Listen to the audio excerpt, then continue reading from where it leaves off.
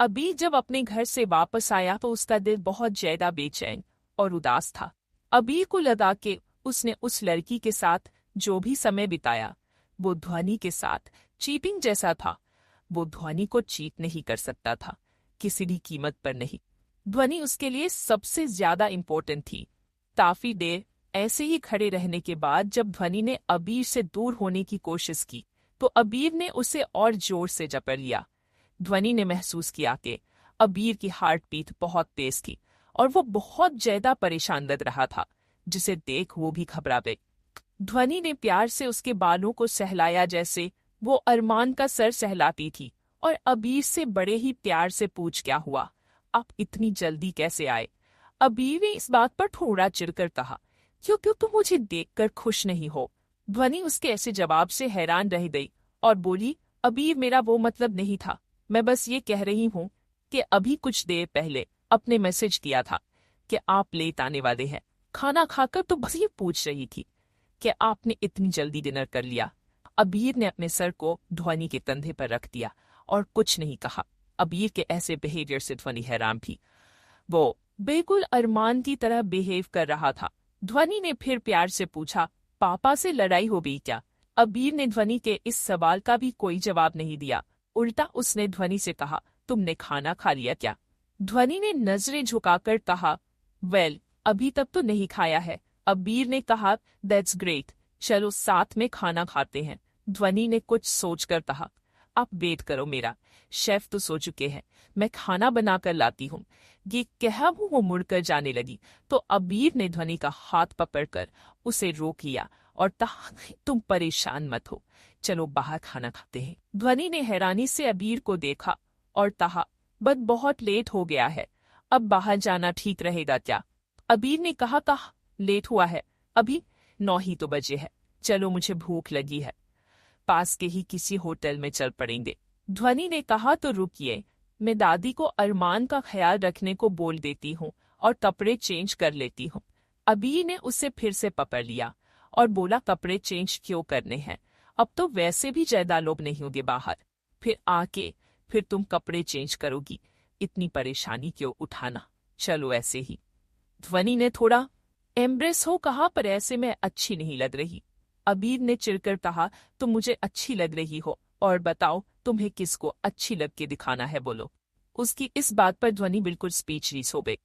इस आदमी से आज तक कोई नहीं जीत पाया तो वो क्या कर सकती है। ध्वनि उसके तर्क से हार मान गई। अबीर ने रघु काका के पास फोन करके उन्हें अरमान का ध्यान रखने के इंस्ट्रक्शंस दिए और ध्वनि को गाड़ी में बिठाकर पास के ही रेस्टोरेंट में ले गया।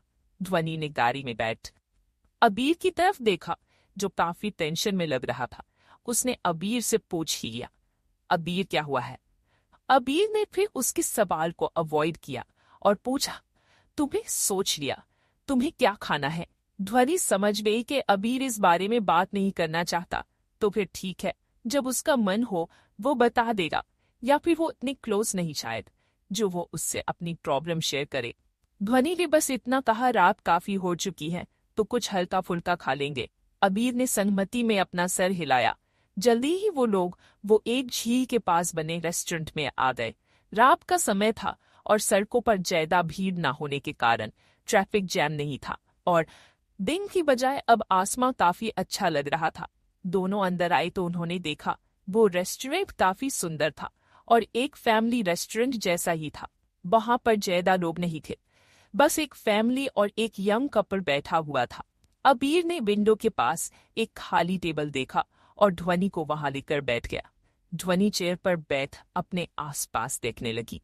ध्वनि ने अबीर से खुश होकर कहा, ये कितना सुंदर है ना। अबीर ने उसकी तरफ ढेर सारे प्यार भरे इमोशंस के साथ देखते हुए कहा, हाँ, सबसे सुंदर। ध्वनि ने कंफ्यूज होकर अबीर की तरफ देखा और बोली, इसमें सबसे सुंदर वाली कौन सी बात है। अबीर ने ध्वनि के सीने की तरफ देख कहा, इस जगह के 2 पॉइंट बहुत अच्छे हैं। ध्वनि ने इधर उधर देख कहा। अबीर ने शैतानी हंसी हंसकर कहा, एक प्रॉपर व्यू तो आज तक मुझे भी नहीं मिला। तुम एक काम करो, आज घर पर जाकर मुझे दिखाना, तब मैं बता पाऊंगा कि ये कितने अच्छे हैं। भोली ध्वनि ने जब उसकी नजर और बातों को समझा तो उसके गाल शर्म से लाल हो गए और उसने अबीर को मुक्का मारने के लिए ही उसका हाथ पकड़ लिया। ध्वनि ने अपना हाथ वापस खींचते हुए कहा, मेरा हाथ छोड़ो। अबीर ने उसका हाथ जोर से पकड़ लिया और बोला, मुझे बदले में क्या मिलेगा?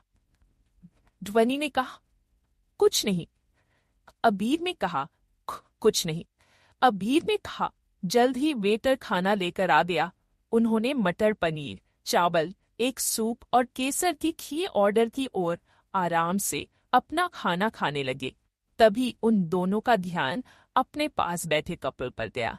लड़की जोर जोर से रो रही थी और उस लड़के से लड़ रही थी। लड़के ने चिढ़ते हुए कहा, देखो रिधि, मैं तुमसे शादी नहीं कर सकता। लड़की ने रोते हुए कहा, अनव प्लीज अपने पार्टनर से एक बार फिर बात कर लो। लड़का बोला, वो अब कुछ सुनने को तैयार नहीं, हमें यही ब्रेकअप कर लेना चाहिए। लड़की गुस्से में खड़ी हो गई और चिल्लाने लगी, उस तनिषा आहूजा के पास पैसे और स्टेटस है, बस इसलिए तुमने हमारे 7 साल के रिश्ते को साइड कर दिया और मुझे अब जाने को कह रहे हो।